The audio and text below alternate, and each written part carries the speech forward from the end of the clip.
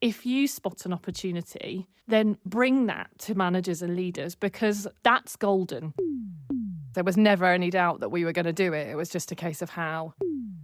An alignment in values doesn't mean that you are looking for someone who is just like you.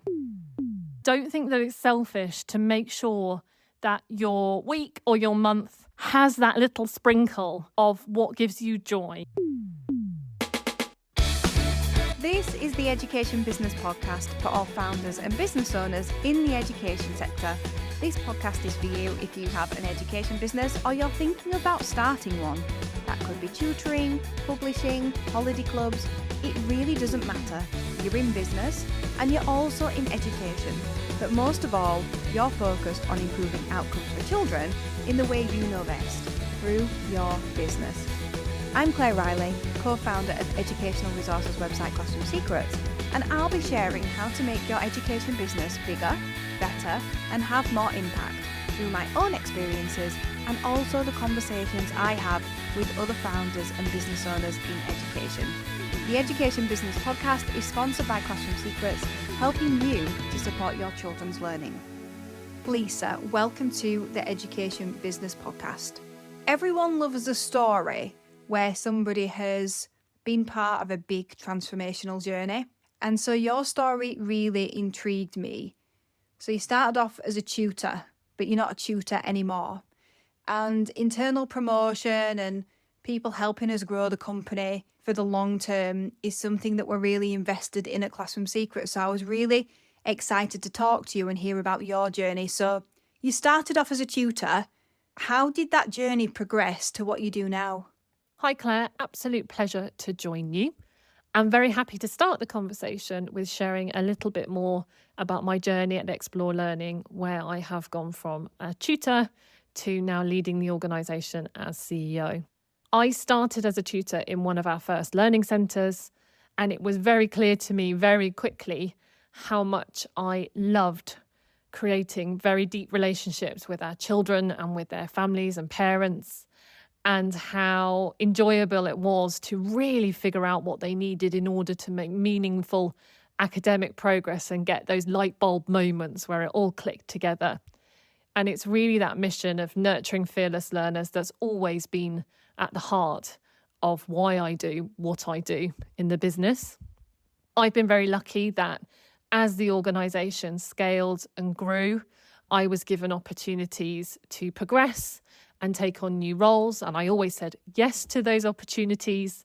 And in doing so, have continually learnt new capabilities and new skills that I have been able to put to use in order to support the business with the next phase. That took me to the Chief Operating Officer role and to join the board.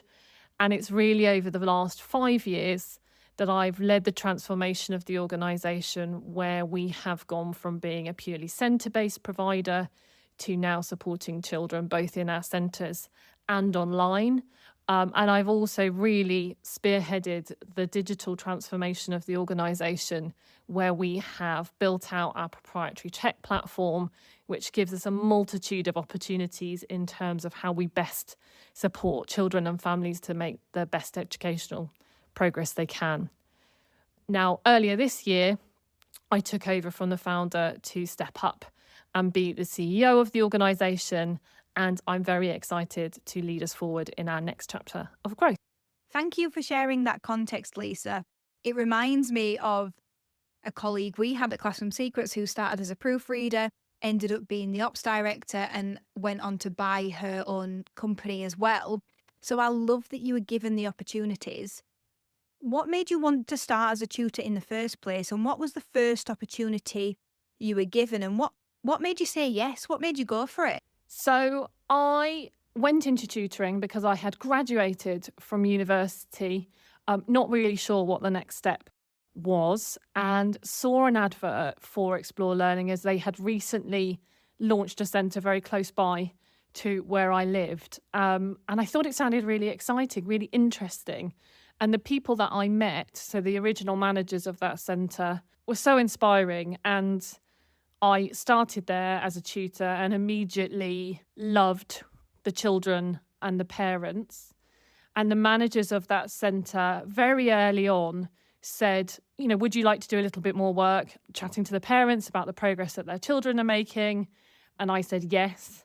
And then quite early when I was a tutor, I also started suggesting some outreach work we could do with the local community. So I organised a big workshop that we did with several local secondary schools. And I think my lessons learned from that is if a manager or a leader is asking you to do something or to step up and do something, it's normally because they've spotted a spark or a strength in you. So grip a hold of that and say yes and lean into that. And then the other one, I suppose, was this community activity that I suggested, was if you spot an opportunity, then find the right moment to bring that to managers and leaders, because that's gold dust. And I know in my role now as CEO, if you've got people coming to you with, I think there's something in this, or could I chat to you about this opportunity? That's golden. So I think both of those things were lessons learned early in my career. Oh, yes. Thank you so much for saying this. I don't often ask the team to listen to my podcast episodes, but this one I will, because you have just put into words really important advice. We have a big culture of internal promotion, and that is absolutely it. Seeing a spark and that person grabbing hold of it with both hands and really taking responsibility as well and making change in the company for good. So I just want to say thank you. This is going to be great training for the team. Was there a moment on your journey when you thought to yourself, yeah, I could make a whole career here? Because I imagine it's probably similar to Classroom Secrets. It's not absolutely huge as a company. And so you need to be able to carve out that path, but maybe there's not as many opportunities. Did you see that for yourself, or were you just taking the next step at a time and wondering where it would lead? It's a really good thing for me to reflect on, actually. I think my career has always been so tied to the growth of the business. So my next role or my next challenge in the business has always been stimulated by the growth of the business. So I joined when we were at centre number 3 or 4, and we now have 95 centres across the UK supporting children. And we currently have over 25,000 children that we're supporting, both in our centres and online. So I don't think I did have one moment. I think my journey was always so tied to where we were going next. And for me, it was so clear in my mind, okay, this is where I need to grow in order to help the business to the next phase. And that's a real credit to the founder of the business, I think, who empowered me to have that real sense of ownership. There was never any question that I would always be moving forward with the business. So, there wasn't any one real moment in time where I decided that. So you have a captive audience of education founders now, and we all want to find somebody like you who grows the business with us, who grows into all the roles that we need and is willing to take on that challenge with us.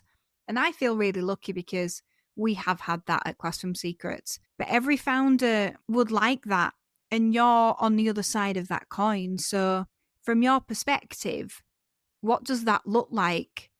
How does a founder empower somebody like you to grow with the business? So I think if you're a founder that's building a team, or even for myself now as a CEO building a team for the next phase of growth, there's a few things that you're probably looking for in your team around you that's really going to step up and share that vision for what you're trying to achieve. The first thing I think worked really well with myself and the founder of Explore was we always had shared values. So the values and what we stood for and what we felt the business really stood for were always completely aligned. And so therefore, when you're making decisions, what's at the core of them is very much there in terms of the children that you are serving and your aspiration for what you want to achieve for them, is a really big sort of North Star and driving force. I think what that does is once you've got an alignment in your values, you really trust one another. And so as a founder or a leader, you can start to delegate some of those decisions and some of those choices to that trusted partner. So the founder, that was obviously to myself. And that trust that you put in people builds that sense of empowerment and that motivation to go further and to feel that sense of ownership. And so that really means that you go on and you grow the business together. Now, one thing I would say as a watch out is an alignment in values doesn't mean that you are looking for someone who is just like you. And actually, I think what myself and the founder did really well is, although we have an alignment on our values, we sometimes look at things in quite a different way. And so we found a way to have those challenging discussions and that friction and come up with bigger and better ideas because we both had quite different skills and strengths. And so an alignment on values, but a diversity in terms of thinking, I think is what builds a really strong team. Oh, that is really good advice. Really good advice. In a way, it's kind of the same message as a marriage, isn't it? So marriages work really well when you're different people, but your values align. And I would say that's the same for myself and Ed being married and also running Classroom Secrets together as well. Have there ever been any moments as you've been scaling the business that you've thought, oh my word, is this going to work? Or any moments where you've worried that the business will fail? Yeah, that's a really good point. I'd never thought of it like that. In terms of being in a very close relationships with someone seeming like a marriage, although I am definitely not married to our founder. In terms of scaling the business and some moments where, is it going to work? Is this going to all come together? I think if you're really ambitious about growth as a team, you're having those moments and doubts and niggles in the back of your mind quite a lot. And it's that moment of friction and pushing that little bit further that I think really bold leaders who are willing to innovate and take steps that others aren't willing to take means that a business really does scale. So I think in my mind, they're a good thing to have in the back of your mind.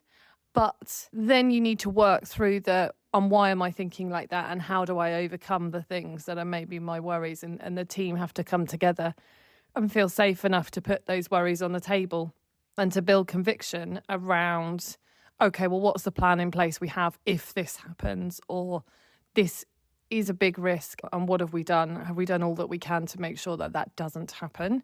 I think the biggest moment for me at Explore really was when COVID came around. We were all a physical face-to-face business at that moment in time. And the business came together over the course of that frantic 2 weeks before lockdown to design a completely online offering so we could continue to support all of our members and children throughout that really difficult time. And that was full credit to the entirety of the business. That's where you really saw all of our mission and our values come together, because there was never any doubt that we were going to do it. It was just a case of how. So that was huge for the business, that we got the clarity on how we were going to make it happen. And then, just all of our incredible team members coming together to make it happen in a very short space of time. Just listening to you speak, you sound like a really great leader. Where does that come from? Where has that learning occurred? Did you already have leadership experience? Have you learned it all in the business? Have you been on any courses? Have you read books? Where have you honed your leadership skills? Thank you. That's very kind of you to say that. From a leadership perspective, I think the biggest influence on my leadership is absolutely the learning that I've had from people around me throughout my career and throughout the organisation. So I think of myself a little bit as a magpie who spots the shiny, really amazing things in people.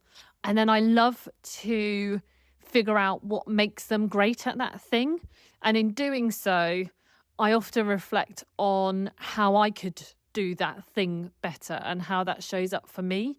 So, for example, one of my peers, so Craig, who is our CFO, when he joined the organisation, and I was very early in my board career as an exec, I quickly figured out he was incredible at board communication and at level communication. And I sat down with him and I figured out how he structured his comms for the board. And then there were a few key golden nuggets, as I like to think about it, that then I could apply to my leadership in those situations. And that, I think, if you're a good leader, you are always open-minded to how you can be improving and growing. And that happens now with my peers. It happens, when I go into any of our centres or any of our communities, learning from people throughout the organisation. I think, wow, you're amazing at that. Right, what is it that makes you amazing? And could I take a bit of that? I am shameless about that.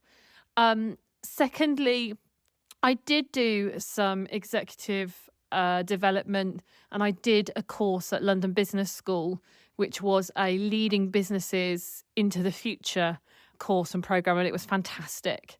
And it was a full week out of the organisation to really immerse myself in that learning, have some quite challenging new concepts brought to me.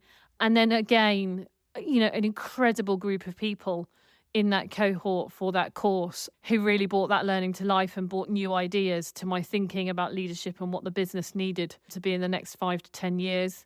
And then finally, for the past 2.5 years or so, I've been working with a brilliant woman mentor. And she is an absolute powerhouse. She doesn't work in the education industry, but she has launched and scaled and sold multiple organizations.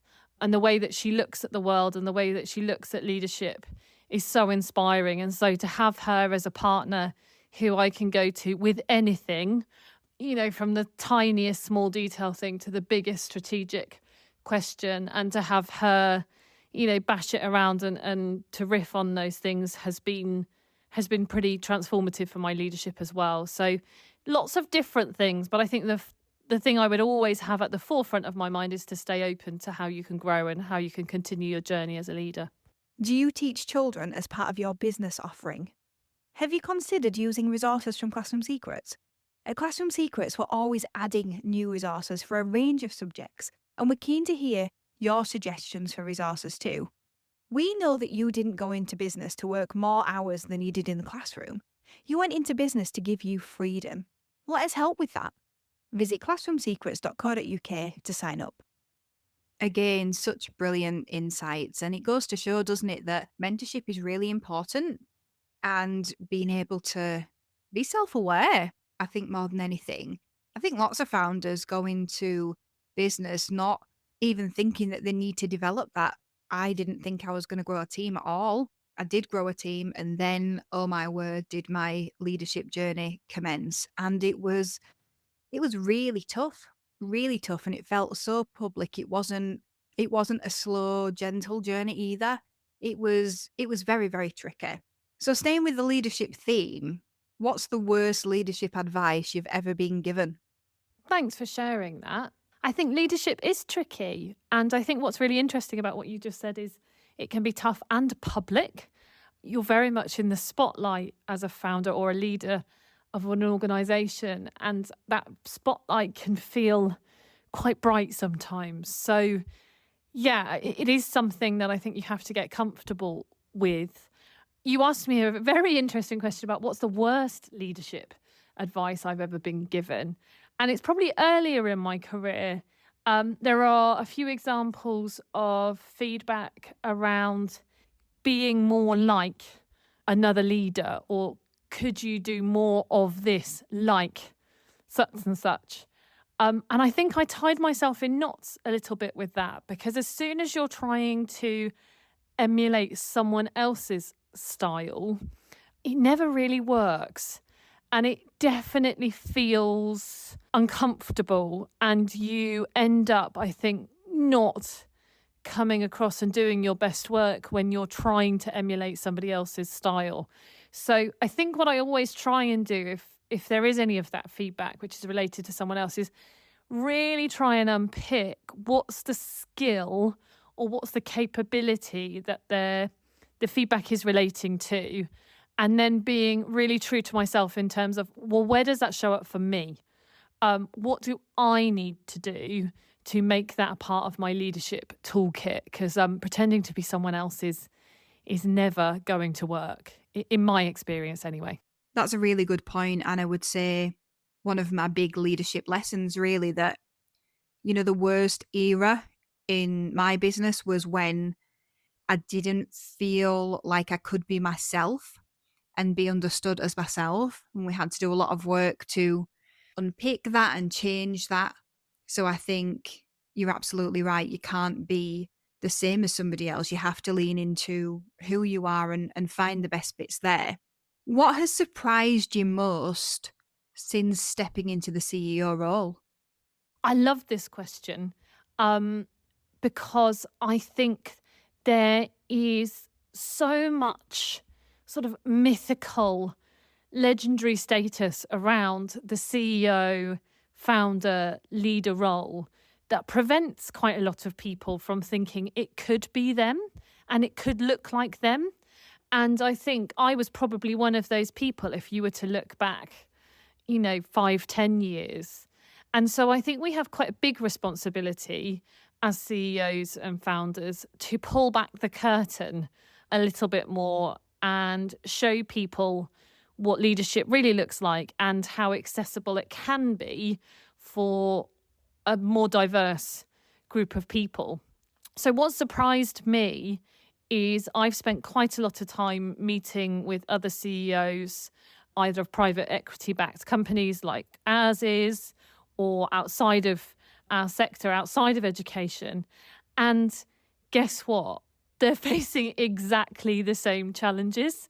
It is generally down to the talent and the people you've got in the organization. We're laying awake at night thinking about our customers and how we better serve them. We're looking at cash flow. And so I think you get a real comfort from that. It doesn't make it any easier, but it definitely helps to know that whether you've been doing it for 10 years or whether you've been doing it for a year, we're thinking about the same types of things. And I think for us possibly to be sharing that a little bit more can help other people on their journey, hopefully, to becoming, future leaders of our organizations. You're so inspiring. Thank you.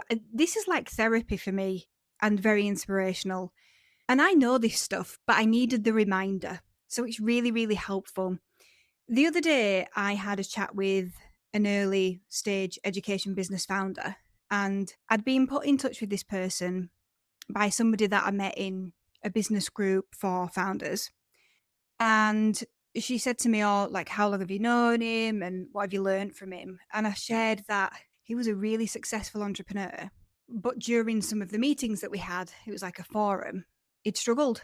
He shared that he had some businesses that were doing exceptionally well because of the circumstances surrounding it, and some that were in real difficulty. And that really helped me because it's almost like you think, I'm going to go through this process and it's going to be difficult. And one day everything's going to be easy and my life will be sorted out. But life isn't like that. And entrepreneurship and business isn't like that. You can have success. You can still find it hard. You can still have the same challenges. So I just wanted to say thank you so much for reminding me and sharing that with everybody. You've worked with a founder, obviously. Do you ever fancy being a founder yourself? Oh, thank you. As I said, I think it's very important for us leaders to pull back the curtain and to share these things. In terms of me and becoming a founder, I would absolutely see that as part of my career journey. However, there is more than enough to keep me excited and inspired to explore for a good period of time yet. And so when I look at our 5 year plus strategy, there's product expansion, there's UK expansion, there's a real problem to solve across the education ecosystem with Send. There's lots more that we're doing to engage our parents and support our learners to make the best possible progress. So more than enough for me to get my teeth stuck into, and importantly, to feel growth as a leader, which is always going to be important to me. I think I see a lot of women in their 50s founding businesses, really exciting, interesting businesses. And I'd love to be a part of that in the future. But for now, Explore is absolutely where my head is at for the next 5+ years. I always appreciate every guest who is on the Education Business podcast and the fact that they share their stories with their listeners and also with me. But this conversation has touched me personally. And so, Lisa, I just want to say a massive thank you personally. I've taken a lot from our conversation. I really hope that we stay in touch and that when you do found your own company, when the time is right, that I know about it. That would be amazing because, I've really taken things from this conversation. So thank you. In your mind, what's one thing that we haven't talked about that you think is really important for education business owners to know? Thank you. It's been an absolute pleasure, and full credit to you for asking such excellent questions to get the reflections from me. I would absolutely love to stay in touch. I'm sure that we can have lots more productive conversations. In terms of one thing that I would probably get people to think about as educational leaders is, as I've said earlier in the conversation, there's so much for us to be focused on that everyone I meet in this sector has founded a business or they lead in this sector because they have a very strong why that sits at the heart of it. So that purpose of why we're in this sector always comes to the forefront. And if you're leading, I think always come back to that why. Why does the business exist? What was the core for it? And I think you can't go wrong if you can continue to come back to the children or the learners that you're serving and the why you exist. And then the final thing is, I think as any leader, always be really conscious of where you get your joy. Don't think that it's selfish to make sure that your week or your month has that little sprinkle of what gives you joy, real joy. And for me, that's always showing up in our communities or in our learning centres and spending time going back to where I started with our children and seeing those light bulb moments. And for me, if I can make sure that there is a little bit of that sprinkled in, I am a better leader because of it. So thank you so much for the conversation. I've absolutely loved it. Everything's just so universal, isn't it? Every time you share one of your learnings or one of your tips, which has obviously come from your own experience, I can always relate that back to my own experience and, oh yeah, I've learned that lesson. Maybe I didn't call it that thing, or maybe I didn't know I'd learned that lesson, but I have learned that lesson. Like, for example, making sure that you spend time to do things that you love. I think one thing we don't talk enough about is you can go into business as a founder and you can stay by yourself and you can do the things that you love. And maybe after a time, you might get a bit bogged down with having to do some of the admin stuff, but that's kind of where you stay. Or you can start building a team, which is really exciting. It's not for everybody, but very soon you can give all your best bits away, the bits that you were good at. And that's not to say you don't bring in people who are better at it, but they only get to focus on that. And you have to focus on all the stuff that you did anyway that you didn't really want to do. And you can end up with more of an admin job. And that has certainly happened to me in the past. So it's a really good reminder. And I am happiest when I do something that I really enjoy. And you'll never guess, one of the things I really enjoy is talking to people on podcasts. So thank you for letting me do something that I really enjoy and being part of that conversation. Thank you so much, Lisa. You've been so generous and I really appreciate it. Thank you for listening to the Education Business Podcast. This podcast is sponsored by Classroom Secrets. To find more resources to grow your business, visit classroomsecrets.co.uk.